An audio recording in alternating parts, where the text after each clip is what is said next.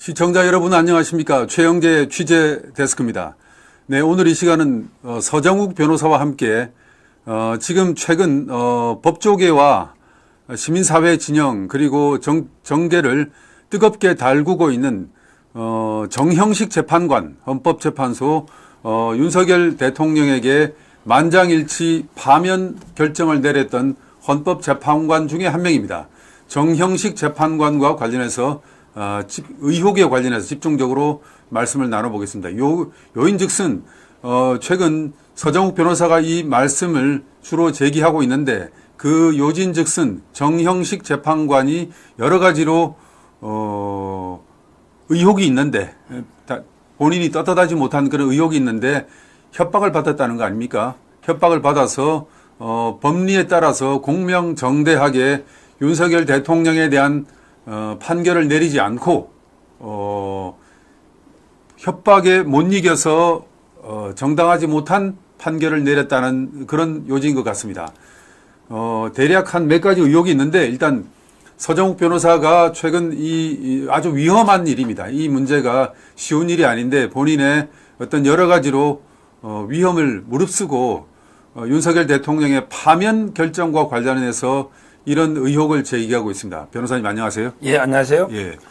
저는 정형식 재판관이 네 개를 배신했다 봐요. 하나는 이제 그 국가를 배신하고, 그다음에 국민을 배신하고, 그리고 이제 그 헌법을 배신하고, 그다음에 그 대통령까지 배신한 이런 이제 그 4대 배신자다 이렇게 보고요. 이걸 제가 이제 관심 있게 조사한 거는요. 대통령 측에서 이제 그 3월 28일까지요. 정형식 재판관하고 이제 그 우파 3명은 확실하게 그 기각 이렇게 그 정보 보거나 확신했고, 우리 국민들 모두 그렇게 생각했죠. 그리고 이제 그 조배수 의원이 법사위 5선 의원입니다. 조배수 의원이 이제 그 또 폭로하기를 원래는 이제 그 3명이 기각 의견에 있다가 갑자기 정형식 재판관이 돌아섰다. 이러면서 이게 그 협박 의혹이 있다. 이렇게 이야기했고요.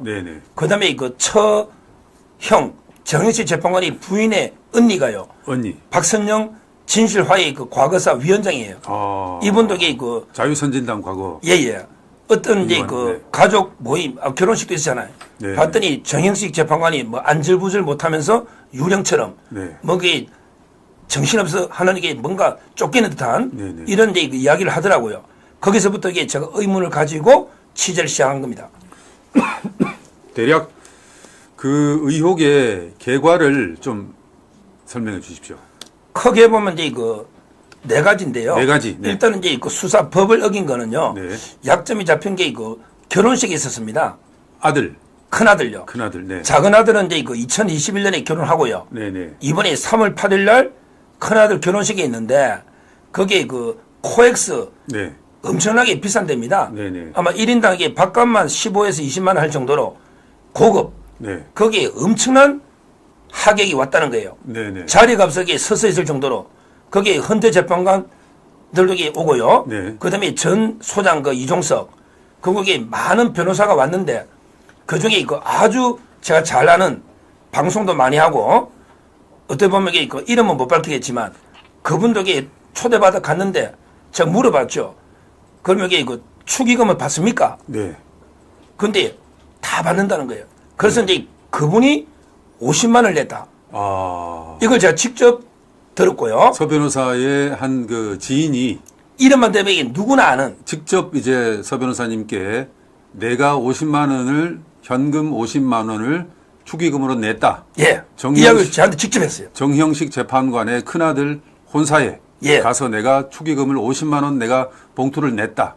그 이야기를 서정욱 변호사에게 직접 했다는 말씀입니까? 그렇죠. 이분이 방송도 오랫동안 많이 하셨고요.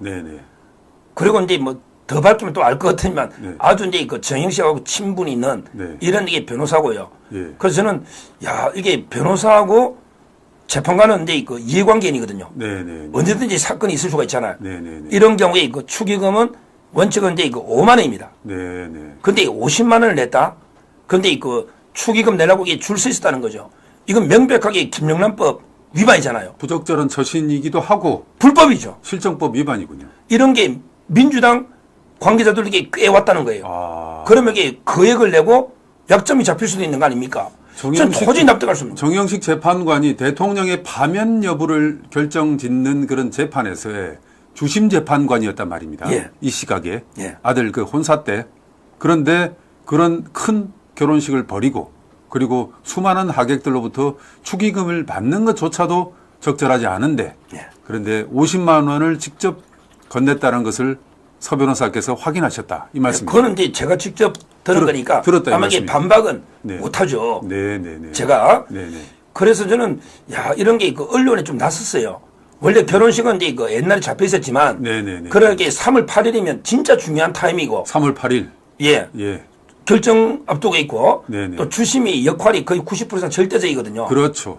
그래서 저는 아마 이런 부적절 자기는 혼주로 참석 여부도 고민했다. 네네. 이렇게 기사가 났었거든요. 네네네. 그런데 다 참여하고 아까 말한 재판관들도 다 오고 수많은 사람들이 하객이 많이 와서 엄청나게 축의금을 냈다. 네. 이거는 저는 진짜 부적절을 떠나서 얼마든지 이런 게 약점 잡힐 수도 있는 거 아닙니까? 그렇죠. 민주당 사람도 많이 왔기 때문에. 그렇죠. 저는 그래서 이 부분을 조사 일단 해야 된다.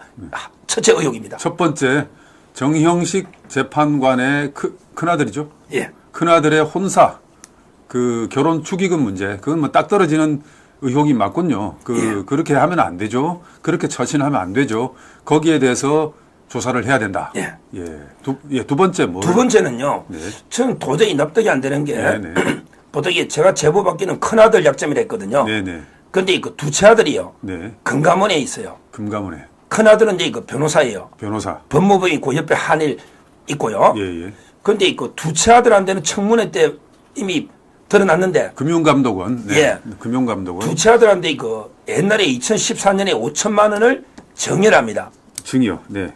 2014년에 5천. 5천. 그 다음에 2021년에 결혼해요. 네. 근데 그때도 정여를 5천 또 합니다. 또. 그럼 네. 1억이죠? 네네. 그리고 1억 7천만 원을 또 주는데. 네. 그럼 정여세가 많이 나오죠. 그렇죠. 그래서 이제 어떻게 하느냐.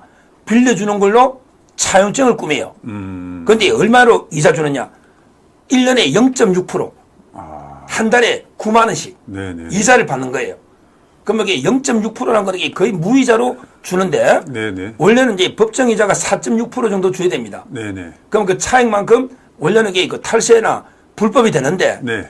정영식 재판관이 뭐라 했냐면 네. 1년에 한 달에 1,000만 원이 안 되니까 네. 그 차액이 네. 따라서 이게 불법은 아니다고 하지만 근데 제가 이제 의문을 가진 거는 똑같은 시점에 아들 둘이거든요. 네네. 근데 두째 아들은 5천, 1억 7천을 빌려주잖아요. 네네. 근데 큰아들한테 준 게 드러난 게 없어요. 저는 혹시라도 큰아들한테도 정여나 이런 식의 어떤 차용 형태로 주는 게 이런 게 약점 잡힐 수도 있겠다. 상식적으로 납득이 안 되잖아요. 네네네. 일단 두째 아들한테 0.6 주는 것도 저는 불법이라 보고 왜 이자를 9만 원씩 갚았다 했는데 네. 아들하고 아버지 사이에 매달 9만 원씩 받는다? 우리가 어떻게 확인합니까? 안 받을 수 있잖아. 네네. 그러면 이게 포탈이 돼요. 네네. 그리고 큰아들한테는 왜 이런 게 하나도 없을까? 혹시 우리가 모르는 게 드러난 게 아닌가 민주당에. 네. 이렇게 저는 보는 거죠. 두 번째 의혹이. 두 번째 의혹. 세 번째 의혹이 뭡니까? 세 번째는 이제 바로 이게 인턴이 납득이 안 됩니다. 인턴?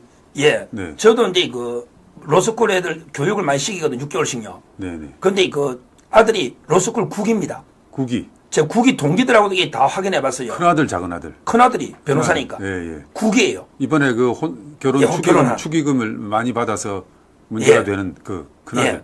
근데요, 제가 봤더니 로스쿨 중에 수원지방법원 연수라고 돼 있어요. 예. 근데 정영식 재판관이 수원지방법원의 고등법원, 수원고등법원에 판사를 했거든요. 네네. 그 전후, 직전에 네네. 수원지방법원의 연수. 연수. 이것도 이게 어렵고요. 아. 그 다음에 CJ그룹의 인턴이 되게 어려워요. 네. 로스쿨 합격한 사람 중에 월급 받고 인턴하는 경우 드뭅니다. 네네. 보통 무보수로 변협에서 연수하거든요. 네네. 아주 백 없으면 CJ그룹의 제일 요직 부서에도 인턴 했고요. 네. 그 다음에 법무법인 우면이라고 네. 거기에 수석 변호사를 또 이게 하거든요. 네네. 이것도 이게 어렵고요. 네. 그 다음에 최근에 법무부인 이전, 한일에 이전할 때 네네. 이런 게 라인이 경력이 너무 이게 일반인들 어려운 이런 데 인턴이나 연수를 받는데 네. 전부 이게 정영식 재판관이 거쳐간 요가국의 공통되는 게 많다. 그래서 옛날에 그 조국 딸 주민이 있잖아요. 네네. 저 스펙이잖아요. 네. 아마 이런 부분에서 민주당이 뭔가 약점을 잡고 네. 협박하면 이게 탄핵까지 할 수 있잖아요. 네네. 이런 데 그 의혹이 있는 거죠. 아빠 찬스로 좀 이렇게 책을 잡혔다. 민주당에게. 지금 조국이도 그것 때문에 2년 구속된 거 아닙니까? 네. 전부 인턴이에요. 네. 그런데 그 아들도 일반인이 갖기 어려운 스펙을 네. 전부 이게 쭉 거쳐가더라. 이걸 제가 다 확인한 거죠. 시청자 여러분, 지금 아들의 비위와 관련돼서 지금 정형식 재판관이 민주당으로부터 협박을 받았다는 이 엄청난 내용입니다.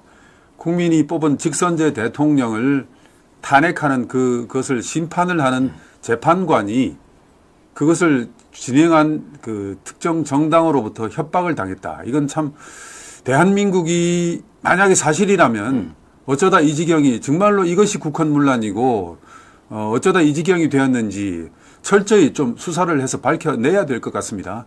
대통령이 임기가 정지가 되고 그리고 그 영향을 전체 국민이 받는 그런 상황이란 말입니다. 이게 일파만파뿐만 아니라 모든 국군 통수권자가 직선제 대통령이 이렇게 떳떳하지 못한 과정을 통해서 그런 과정을 통해서 파면이 되는 이런 것, 이걸 또 우리 국민들은 모르고 있는 것이고 거기에 대해서 돌이킬 수도 없고 그걸 그대로 받아들여야 되는 상황. 사실이라면 너무나도 억울한 일 아닙니까? 그렇습니다. 그리고 마지막 하나 더 네 번째요. 네 번째네. 바로 이제 그 사건 수임인데요. 네.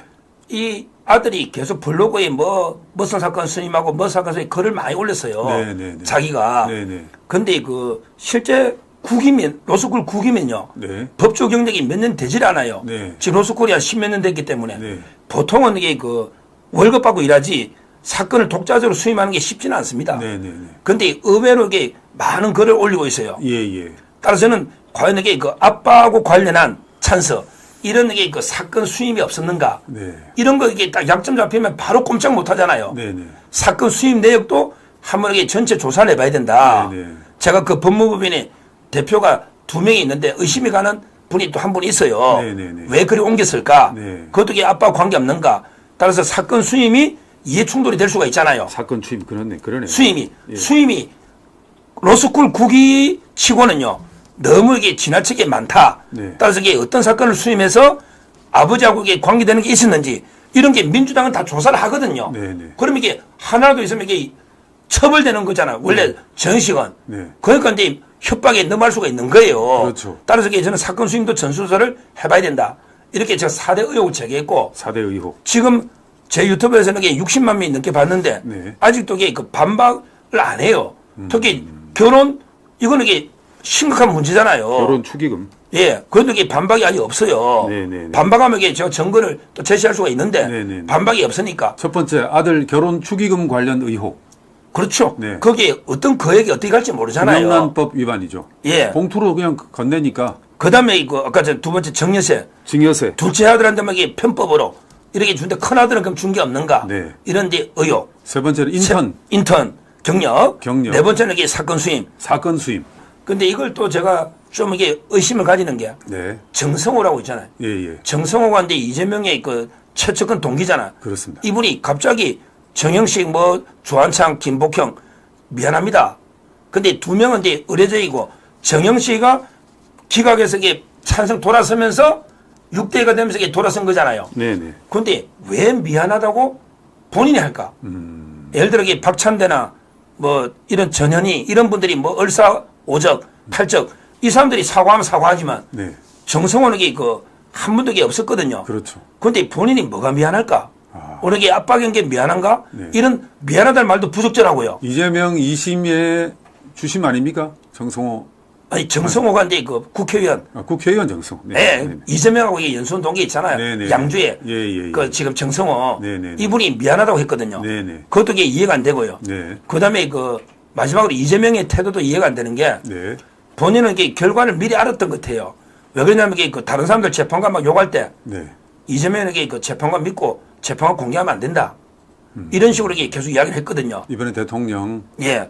따라서 저는 관련해서. 사전에 아마 이게 정성호나 이재명까지는 알았다. 박찬대나 정청래는 몰라도 네네. 이렇게 누설대설 의혹까지 제가 제기를 했고 저는 이 부분에 좀 철저하게 조사를 해봐야 되겠다. 예. 왜 갑자기 확고하게 기각으로 버티던 정영식이가 갑자기 돌아섰을까? 이거는 이게 분명히 조사를 해야 됩니다. 전 국민들이 정말로 충격이었죠. 예. 뭐 다 그 막판까지 5대3으로 알고 있었지 않습니까? 예. 그리고 나중에 지금 취재가 되는 이야기들이 정형식 재판관이 무너짐이니까 예. 차곡차곡 도미노처럼 다 무너졌고 결국 만장일치로 갔다. 이건 뭐 어쨌든 추리니까. 그래서 정형식 재판관이 기둥이었는데 예. 그렇게 됐다는 거 아닙니까? 그렇습니다. 예. 그래서 이제 이거 여러 가지 제가 다 종합해 본 거예요. 네네. 대통령직의 취재, 네. 조배수 의원의 발언, 네. 그다음에 정성호 이재명의 발언, 네. 그다음에 박선영 위원장의 그 정언 모든 걸 이렇게 종합해봐 의혹을 가지고 실제 그 제가 이제 그 변호사들 동기들, 네. 또 이게 아들 연수원 동기들, 네. 또 로펌의 대표, 네. 전부 이게 제가 다 발로 뛰어서 조사를 해봐서 이게 방송했는데 네. 아직까지 반박은 못 하고 있습니다. 반박 못하고 뭐 이렇게 뭐 고발하거나 이런 일 없었습니까? 없습니다. 하면 이게 뭐 무고로 제가 바로 맞대응하죠. 저는 이게 객관적으로 드러난 인터 팩트. 네. 그 다음에 아들한테 돈, 자기도 사과했잖아요. 네네. 그 말도 안 되는 거죠. 0.6%. 이건 말이 안 되는 이야기입니다. 그것도 이게 팩트고요. 그래서 사건 수임 맹고는 이게 전수조사 하자는 거고. 그 다음에 결혼은 뭐 더 확실하게 제가 간 사람이 한두 명입니까? 거기에 김형두도 오고요. 네. 다 왔어요. 자기들 안 알린 게 아니고. 민주당 관계자도 왔다는 핵심 제가 이름 안 밝히지만. 시청자 여러분, 지금 서정욱 변호사께서 윤석열 대통령의 파면 결정이 협박이었을 수도 있다. 예. 충격적인 이야기입니다. 검찰은 수사를 해서 명명백백히 밝혀주셨으면 싶습니다. 그러니까 지금 서정욱 변호사가 제기한 이 의혹 사실이 아니라면 공개하면 되지 않겠습니까? 네. 사실이 아니라면. 그리고 서정욱 변호사 뭐 이렇게 사법 고발당하는 거 감수할 뭐 각오가 되어 있는 거죠. 그러면 이게 오히려 더 진실을 밝게 더 좋죠. 예. 오히려 이게 그럼 저도 깝니다. 누가 준지 다 아니까 예. 다 이게 증거가 확보돼 있습니다. 네네네. 그러면 일단 정영식 재판관이 그 서 변호사를 명예훼손으로 뭐 이렇게 고발할 수 있을 것 같은데요. 그러니까 지금 이게 고발하면 저는 무고로 막대응한다니까요. 그러면 이게 더 이슈가 되고 한번 싸워보자는 거죠. 시청자 여러분, 이만저만한 일이 아닙니다. 우리가 전 국민이 직접 선거로 뽑은 우리 대통령을 파면한 그런 중차대한 사건인데 이 사건이 협박에 의해서 사실이라면 대한민국이 이미 남미화되어 있는 것 같은데요. 지금 이게 또 하나 더 하면요. 이재명이 이런 의혹이 한두 개가 아니에요. 자, 그러면 바로 연결해서 지금 이제 이재명 대표에 대한 이야기를 좀 해보겠습니다. 예. 지금 이 대표가 어쨌든 이렇든 저렇든 간에 오늘 정리하고 대선 출마를 하지 않습니까? 그런데 이 대표를 둘러싼 사법 리스크가 하나둘이 한두 개가 아닌데 지금 보니까 아예 재판에 출두도 안 하고 있어요. 그리고 불러낼 방법도 없어요. 그리고 뭐 그냥 여러 가지 대장동 재판이라든지 수많은 재판이 있는데 안 나가요, 지금. 안 나가는데 그냥 법원도 포기하고. 그러니까 우리 법조 기자들도 어이가 없어 합니다. 아니 부장님 이거 안 나가도 되는 겁니까? 일반인들은 안 나가면 그냥 난리가 나죠. 구인을 하잖아요. 강제 구인을 하잖아요. 근데 이재명 대표는 이미 그 위에 올라서 있어요. 나를 데려갈 테면 데려가라. 법원도 꼼짝도 못하고 포기하고 그 상황인 같은데요. 그렇죠. 먼저 좀 전에 이제 말하다 말한 게 네네. 이재명이 이제 옛날에 경기도지사 네. 그때도 이게 재판 받았잖아요. 네네. 1심에서는 판사인데 그 판사 친구 사업자금 180억 로비스를 유동규 본부장이 네. 이미 했고요. 네. 김만배 씨 통해서 네네. 1심 판사인데 180억. 김만배도 지금 무죄 받았지 않습니까? 어제 그렇죠. 어제, 네. 그리고 이제 그 대법원에서는 권순일 네. 50억 로비스를 플러스 네.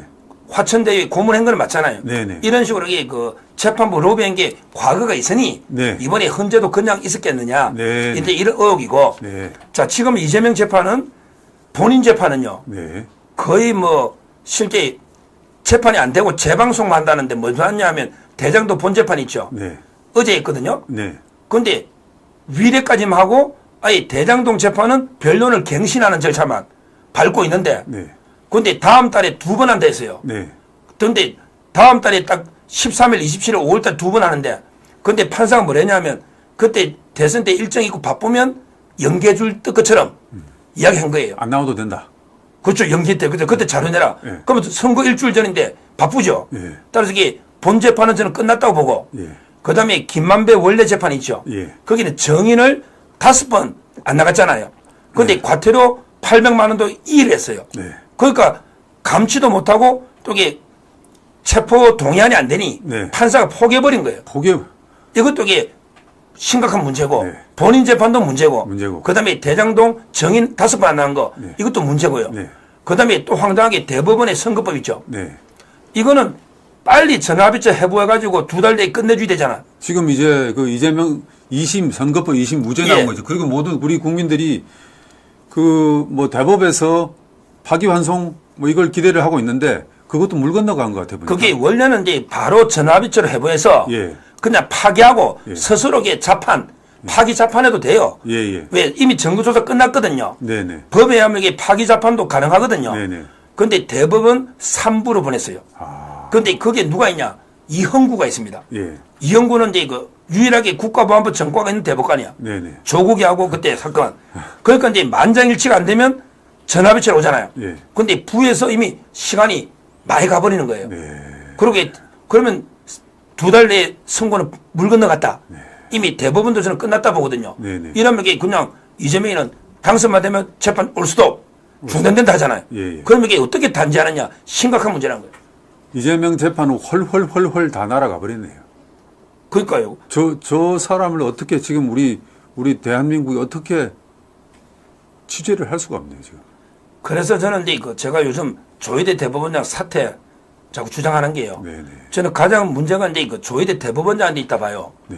본인이 뭐 욕심은 없잖아요. 임기가 정년이 다 됐어요. 네네. 대통령 임기하고 이게 나이가 제한이 있거든요. 대법원장은. 네.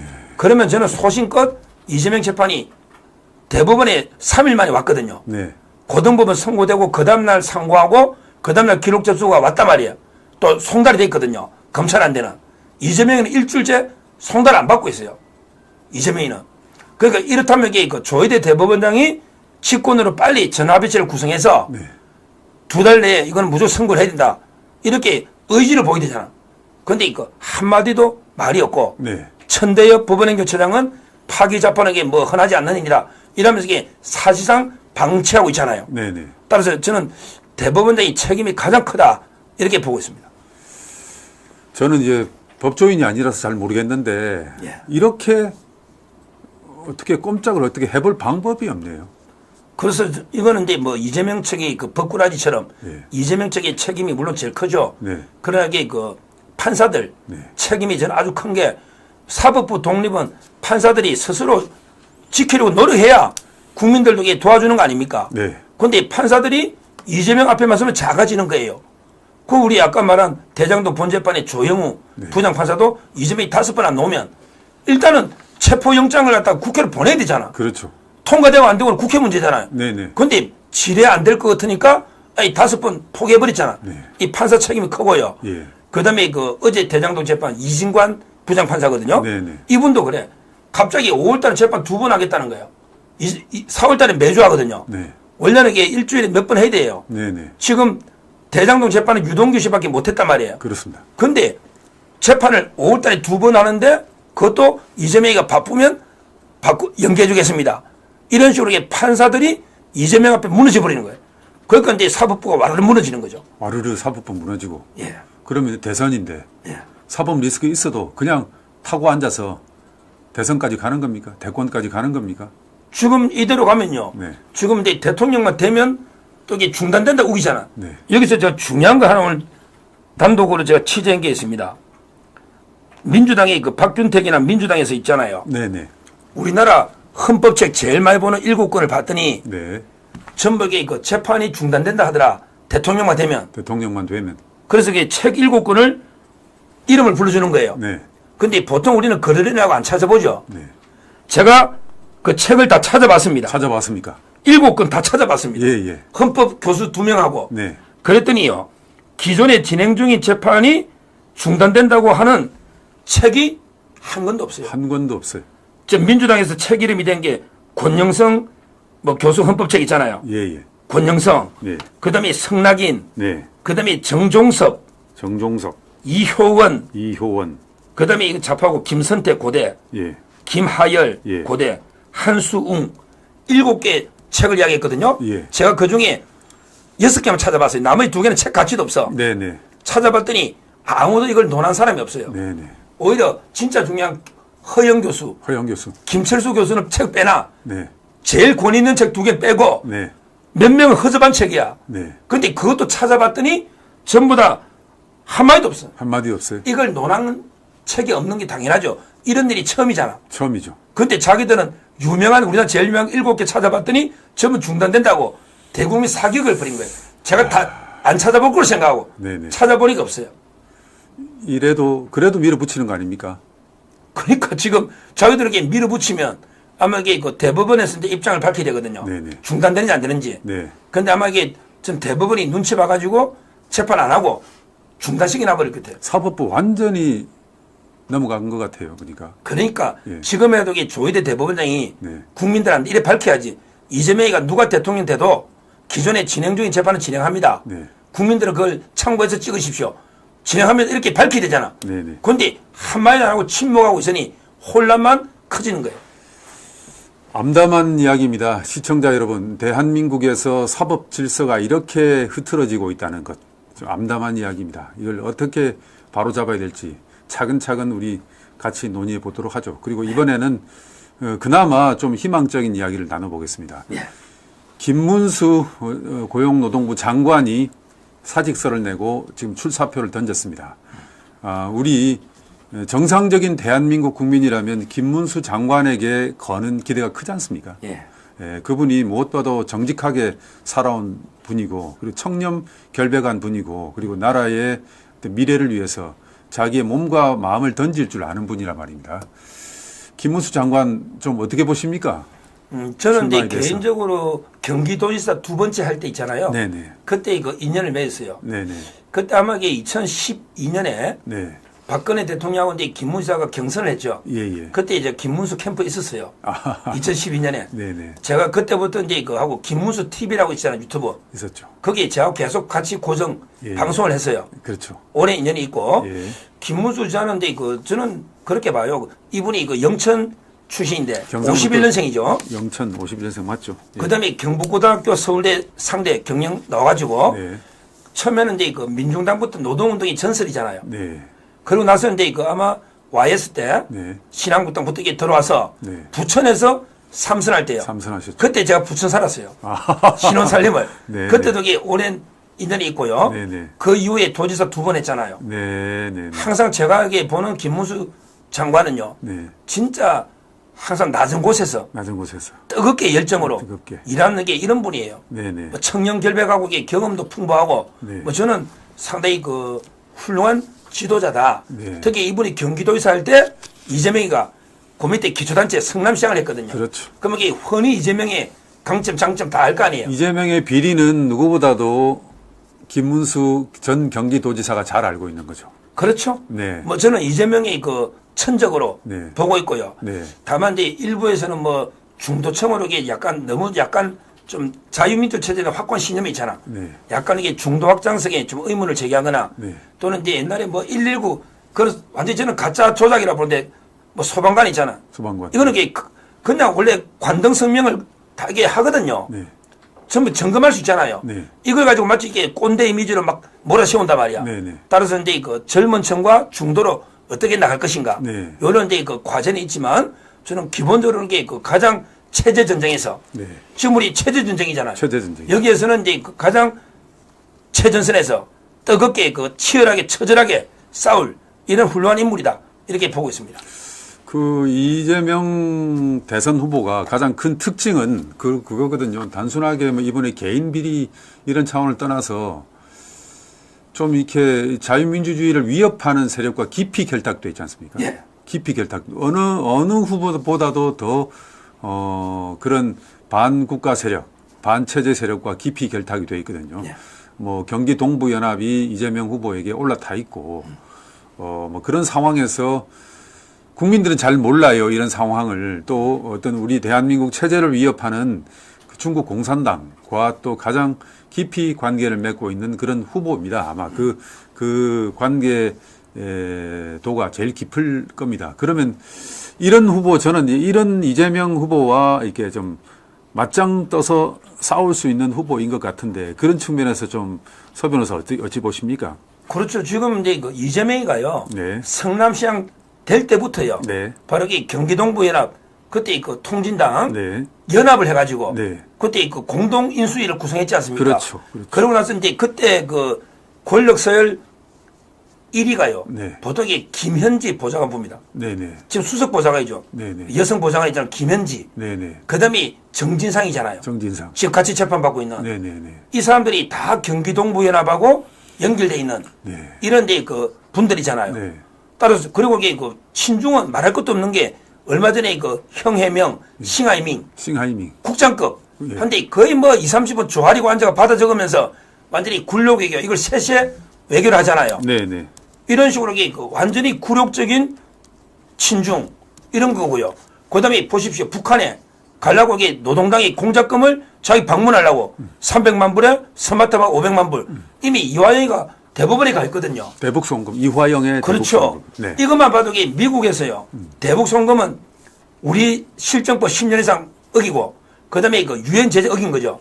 근데 미국에 워치하고 있는 사안입니다. 그렇죠. 예. 미국의 독자 제도도 어긴 거예요. 예. 이재명이가 미국 방문도 쉽지 않고 잘하면 이게 관타나무 어디 수용소에 갇힐 수도 있는 극단적으로 보면 네네. 그게 유죄가 되면요. 네네. 이런 이제 그 위험한 인물이다. 네네네. 따라서 저는 뭐 지금 이제 그 이재명이가 경기동부연합하고는 성남에 아예 한 몸으로 엮여 있고 이재명의 권력설 1, 2등이 거기에 엮여 있다. 네. 그러기에 친중 그다음에 북한의 공작금부터 또 이게 이번에 윤석열 대 탄핵할 때요. 1차 탄핵 때는 오히려 이제 미국, 일본하고 공조한 거 있죠. 네. 이걸 탄핵 사유로 삼았잖아요. 한미일 공조가 윤 대통령의 탄핵 사유였지 않습니까? 그러니까요. 네. 두 번째는 뺐죠. 네. 그러나 이게 트럼프 대통령은 다 기억하고 있거든요. 다 기억하고 그 아마 이게 그 이재명이가 되면 저는 트럼프 대통령이나 일본 또 이렇게 유럽 모든 이게 그 자유민주 국가들이 이재명은 인정 안 하는 비토하는 이런 게 분위기라고 봅니다. 그 상황까지 몰고 가서는 안 되겠는데 그게 엄청난 또 국익 손상이 가는 거거든요. 네. 그런데 우리 또 국민들 특히 저는 안타까운 게 변호사님 우리 이제 이런 이재명 후보와 맞짱을 떠서 투쟁하는 후보가 국민의힘 대선 후보로 결정이 되어야 할 텐데 지금 제가 어제 오늘 국민의힘 내부와 이렇게 좀 소통을 해보면 네. 지금 대선 후보를 결정하는데 또 항상 그 필패 카드인 중도 확장성을 주요 고려의 사안으로 두고 있다는 겁니다. 그래서 누구누구 후보는 중도 확장성이 없다. 심지어 이런 선병한 우파 후보 진영에서도 캠프 내부에서 그런 중도 확장적인 그런 어떤 그 정책과 공약을 개발해야 된다. 그래야 이 유권자들한테 이렇게 어필할 수 있다. 뭐 이런 논의가 일어난다는데 저는 신문 기자로서 여러 번 대선을 봤거든요. 네. 그 중도 확장하던 외치는 우파가 중도 확장을 얘기를 하면 다 지거든요. 지난 황교안 때도 그랬고 뭐 하여튼 그렇습니다. 중도 확장 박형준이 선대위원장 맡았을 때도 그랬고 중도 확장을 얘기하면 다 지거든요. 어떻게 보십니까? 이런 그 상황에 대해서. 그러니까 이제 저는 한마디로 이재명에게 중도 확장력이 뛰어나가지고 네. 1급 체제까지 완성하느냐. 솔직히 중도 확장이 제일 없는 게 이재명 아닙니까? 그렇죠. 이재명이 어떻게 중도 확장이 있습니까? 완전히 이재명은 뭐 거의 저는 사상의 그 좌파 중에 골수 좌파잖아요. 그렇죠. 기본 시리즈부터 해가지고 네네. 그런데도 이게 그 당을 1극으로 이게 장악하잖아요. 네네. 일단 가장 중요한 거는 이제 그 자유우파를 어떻게 단단하게 결집을 이게 시키면요. 결집을 예. 그럼 이게 중도층은요. 저절로 잡으려고 쫓아가는 게 아니고 네. 끌어들이는 겁니다. 네네. 끌어들이는 거예요. 네네. 우리 자유우파가 단단하게 뭉쳐서 하나가 돼 있으면 중도층은 이제 판단하겠죠. 네. 이재명이냐, 우리 우파 쪽이냐. 그러면 이게 저절로 자석이 끌어당기듯이 이렇게 끌려와야지. 아니면 우리가 막 중도층을 쫓아가 신기루처럼 잡으려고 쫓아간다 해서 이렇게 잡을 수도 없을 뿐더러 우리 자유우파 고정 지지층만 흩어질 수가 있거든요. 그렇죠. 아주 이게 저는 잘못된 전략이다. 중도층에 대해서 이렇게 보고 있고 따라서 이제 뭐 지금 중도 확장을 가장 많이 하는 건 이게 뭐 오세훈 시장 이렇게 거론하는 분이 많잖아요. 네. 근데 과연 그게 얼마나 그래 될지 실제 그러게 중도 확장으로 가다가 또 이게 집토끼들 있잖아요. 네. 우리 우파가 흩어질 수도 있잖아요. 네. 우파는 이게 잡아놓은 물고기는 아니잖아요.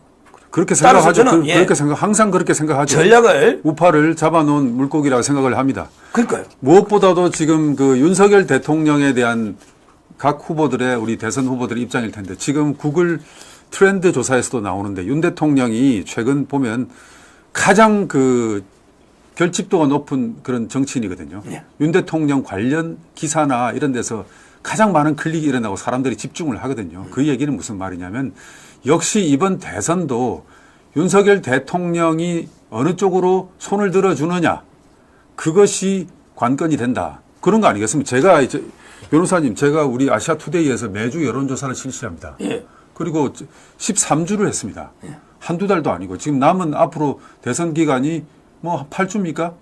8주도 채 안 남았죠. 근데 13주 동안 그 여론조사를 실시하면서 그 추이를 봤어요.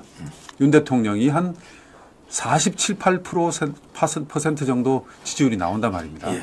그리고 그 한 3, 4% 밑에 국민의힘 지지율이 따라온단 말입니다. 예. 그러면 두 달도 안 남았는데 갑자기 어디 가서 표를 구하겠습니까? 그 윤 대통령의 표를, 윤 대통령의 결집됐던 그 표를 다 끌어모으면 이기는 거거든요. 그러니까요. 예. 저도 이게 아시아투데이 예. 여론조사를 방송 제 유튜브에서 매주 소개합니다. 네네네. 그런데 40%를 넘어서 50% 넘어선 것도 있었잖아요. 네네. 이런 이제 그 과반의 지지에 육박하는 대통령을 절연하고 끊어내고 독자적으로 이렇게 가가 필패죠. 그 말이 안 되죠. 그 얘기를 지금 하고 있다니까요. 그러니까요. 한심한 거죠. 예. 따라서 저는 이번에 그 윤 대통령이 당장 뭐 누굴 지지한다고는 안 밝혀도 네.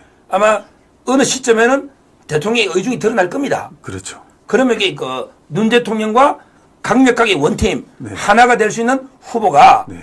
필승 카드다. 네. 이렇게 보고 있고 현재 저는 윤 대통령 지지하는 이제 그 후보들이요.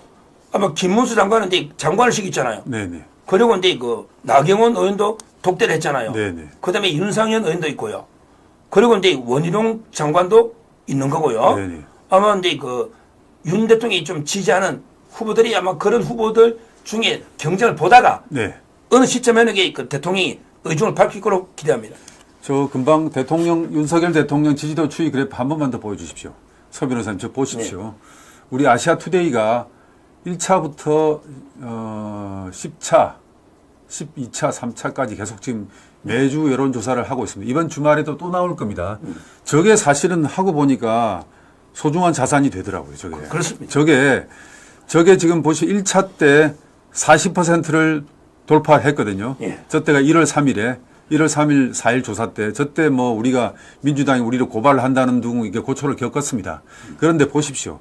저 이후로 일관되게 45%에서 40% 후반대 지지율을 견고하게 유지하고 있습니다. 윤 대통령이. 저런 지지율을 가진 정치인을 저런 파워를 가진 사람을 우리가 절연을 하고 어디 가서 표를 얻겠다는 건지 바보가 아닌 이상은 저런 대통령을 두면 저 표를 그대로 안 하면 우리는 이기거든요. 그렇죠. 우리는 이기거든요. 어디서 표를 구하겠다는 겁니까? 그러니까요. 예. 저는 이게 그 권영세 위원장이나 네. 권성동 대표 네네. 아마 이제 진짜 정신을 똑바로 차려야 돼요. 정신을 차려야지. 이분들이 그 쌍권 예. 비난을 많이 받아요. 네네네. 제가 항상 그러지만 그 이재명이나 박찬대는요. 네. 탄핵 어떻게든 이렇게 인용하려고 박찬대의 면도도 할 시간이 없다. 네. 이래가게 천막에 싸웠잖아요. 네네. 그런데 우리 지도부는 어떻게 했어요? 그냥 우리는 이게 개인 자격, 인간적으로 면회함 가고 인간적으로 만난 적이 있지만 당 차원에서 이게 탄핵 반대를 하는 게 없어요. 거기에 대해서 이게 너무나 우리 그 우파 국민들이 실망을 한 거죠. 3.1절 집회에도 저분들은 두 분도 안 나왔어요. 그러니까요. 네. 앞으로 이게 또 잘못 판단해가지고 네. 뭐 예를 들어 이게 뭐 조작미터나 갤럽이나 네. 이 좌파 여론조사 기관들 잘못 판단해서 이렇게 절연해야 이긴다. 이런 식으로 이렇게 판단하면요. 저는 뭐 돌이킬 수 없이 이번 선거는 보나마나다. 보나마나. 이렇게 보고 아까 유일한 길은 이게 대통령과 함께 나가야 되는 거예요. 지금 구글 트렌드 조사에서도 대통령의 인지도뿐만 윤석열 대통령의 인지도라든지 이 티켓 파워가 일종의 그 뭐 영화나 이런 그 미디어 산업에서는 티켓 파워라 그러지 않습니까? 네. 최고거든요. 지금 이재명 우리 대한민국의 어느 정치인보다도 가장 티켓 파워가 큰 정치인이 넘버원이 윤석열 대통령이란 말입니다. 그렇습니다. 그러니까 정말로 국민의힘 저분들이 지금 시청자 여러분들께서 보고 있는 저분들이 이념보다도 실용을 얘기를 한다면은 티켓 파워로 생각한다면은 윤 대통령을 빼고 어떤 티켓 파워가 있겠습니까? 그러니까. 윤 대통령만한 티켓 파워 어디 있습니까? 예. 저는 그래서 방송마다요. 네. 이재명을 잡을 수 있는 사람에게 윤석열 대통령밖에 없다. 맞습니다. 이렇게 계속 이야기하고 있고요. 예. 윤어겐 이게 무슨 말이냐면 윤 대통령이 직접 출마는 쉽진 않아요. 네. 그렇게 법적으로 여러모로 네. 그렇지만 그 윤석열 대통령과 함께 이제 가서 이재명을 때려잡는 네. 이게 저는 윤어겐이다 이렇게 보고 있고. 서 변호사님 저하고 너무 생각이 똑같습니다. 그러니까요. 예. 지금 이게 뭐 솔직히 김문수, 오세훈, 홍준표, 한동훈 한 명 한 명이 윤 대통령 절연하면요. 네. 누구도 이게 절대 이재명 못 잡는다. 그렇죠. 윤석열 대통령, 윤어겐 함께 나가야지 이게 이재명을 때려잡을 수 있다. 예. 이렇게 봅니다. 그래서 제가 요 며칠 새에 계속 이제 그 2030 특히 자유대학 그 윤 대통령 탄핵 반대 시국 선언을 주도했던 예. 전국의 대학생들과 이제 제가 나이든 늙은 선배가 그 청년들하고 밤늦게까지 이제 막걸리를 마시고 그랬어요.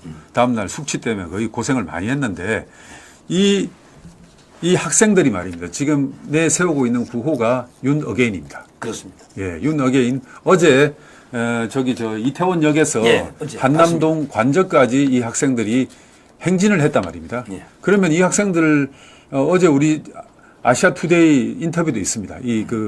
그 학생 대표. 그럼 이 학생들이 얘기를 그렇게 해요. 우리가 윤 대통령이 출마하라는 소리가 아니다. 그분은 윤 대통령은 우리에게 희망을 준 사람이다. 자기의 어떻게 보면 그 계몽령이라고 얘기를 하더라고요. 그래서 대통령이 계엄령이 성공하리라 보지 않았지만은 그 부정선거 의혹 문제 그리고 중국 공산당의 그 우리나라 안보에 대한 그 위험 문제 뭐 여러 가지 그런 문제 그리고 국회의 야당의 그런 전횡 문제 이런 문제를 지적을 하면서 우리는 그런 것 때문에 우리는 일어섰다. 이런 것 때문에 일어섰다. 그리고 윤 대통령이 비록 감옥에 가더라도 그 윤석열 정신이야말로 우리가 대한민국을 살아가는 이유다. 예. 뭐 이런 거거든요. 뭐 저도 여기 공감하는 게 네. 저는 윤 대통령의 그 계몽령이요. 네. 실패한 게 아니라 봅니다. 그렇습니다. 오히려 이제 처음 의도한 걸 다 달성한 거예요. 네. 국회 폐악질을 국민에게 호소했고요. 네. 그리고 이제 그 종북 좌파 세력의 위험성 네. 이것도 했고요. 그다음에 부정선거 의혹, 네. 검증 이것도 원래 의도했던 세 가지는 성공했다. 네. 저는 이렇게 보고 있고요. 아마 윤석열 대통령은 누구보다 체제 전쟁, 자유민주 체제 싸우다가 네. 어떻게 보면 이게 그 순교자다. 저는 자유민주의 재단에 피 흘리신 순교자다. 이렇게 보고 있습니다. 아마 이제 그 윤석열 대통령이 그 우리 추구했던 그 문제의식 네. 이거는 이게 그대로 저희가 개성해서 네. 다 이게 받아서 같이 윤석열 대통령 이제부터 네. 오히려 홀가분하게 싸울 수 있다 봐요. 이제는 이게 제약이 많았죠. 네, 네, 이제 네. 사저로 11일날 복귀하잖아요. 네. 진짜 윤 대통령이 저는 최전선에 깃발을 들고 네. 이제 싸우고 우리 같이 힘을 합쳐야 된다 봐요. 저 학생들이 그 얘기를 하더라고요. 저도 뭉클해지던데 제가 과거 대학 다닐 때 학생 운동을 했던 경험 그때는 이제 좌익 학생 운동을 했는데 네. 지금 이제 저 학생들이 들고 일어난 그 문제의식은 같아요. 그때 제가 좌익 학생 운동을 했을 때 그 문제의식과 저 학생들이 중국 공산당의 그 대한민국에 대한 그 위협에 못 견디고 그리고 부정선거 문제라든지 야당의 그 중국 공산당과 북한과 내통하는 그런 야당의 전횡에 의해서 우리가 못 견디겠다. 우리가 들고 일어나겠다. 그리고 우리의 지도자, 우리의 뜻을 실현시켜줄 그런 대통령은 윤석열이라고 이렇게 얘기하면서 그것을 이제 이 학생들이 윤석열 정신이라고 얘기하더라고요. 그렇습니다. 윤 대통령이 감옥에 가더라도 우리가 그 윤 대통령의 윤석열 정신을 이어받아서 싸우겠다. 예. 이런 이야기를 하는 거예요. 예. 저도 이제 김문수 지사가요. 예, 예. 성공하려면 그 윤석열 정신을 이어받아서 네. 같이 이게 싸워야 되고요. 저는 이재명 민주당 세력을요. 네. 3대 침탈 세력으로 봅니다. 아. 3대 침탈 세력. 네. 첫째는 우리 자유 침탈 세력. 자유 침탈 세력. 자유를 이렇게 뺏어가잖아요. 그렇지. 개딸 전체주의 돼요. 예, 예. 개딸 전체주의. 그렇지. 그다음에 두 번째가 두 번째. 주권 침탈 세력. 주권 침탈 세력. 우리 주권이 중국이나 북한에 그대로 넘어가잖아요. 넘어가지 않습니까? 그렇죠. 완전히 조선족 자치주가 되는 거예요. 잘 정리하셨네요. 홍콩이나 예. 필리핀의 길을 가는 겁니다. 예. 세 번째 뭡니까? 이게 세 번째가 중요한 게요. 예. 미래 침탈 세력. 우리 미래 청년 세대 걸 약탈해 가잖아요. 지금 이게 빚만 남겨주고 돈 뿌리면서 이게 미래 우리 청년 세대들이 왜 붕괴합니까? 네. 결국 자유 침탈, 주권 침탈, 그다음에 미래 침탈 세력이 이게 이재명 민주당 세력입니다. 그 본질을 알고 싸워야 되는 거예요. 그걸 아니까 우리 청년들이 네. 이 윤석열 대통령, 윤석열 정신 이렇게 하면서 계몽령이라고 그러고 네. 대통령을 이름에 걸지만은 우리 나라의 미래를 위해서 끝까지 싸우겠다. 네. 말씀 나누다 보니까 우리 그 대선 후보가 이런 정신을 함께 하고 그리고 이 청년들과 함께 하면은 이길 것 같습니다. 그렇습니다. 이길 것 같습니다. 예. 지금 그 희망을 한번 걸어보죠. 예. 저는 이제 이 2030 청년들하고 이 다 늙은 늙은이가 젊은 애들하고 이렇게 한잔 하면서 제가 느꼈던 게 어디서 이런 보물들이 하늘에서 뚝 떨어졌나. 우리가 복이 있구나. 그리고 선배들이, 못난 선배들이 2030, 386 선배들이 열심히 해야 되겠구나.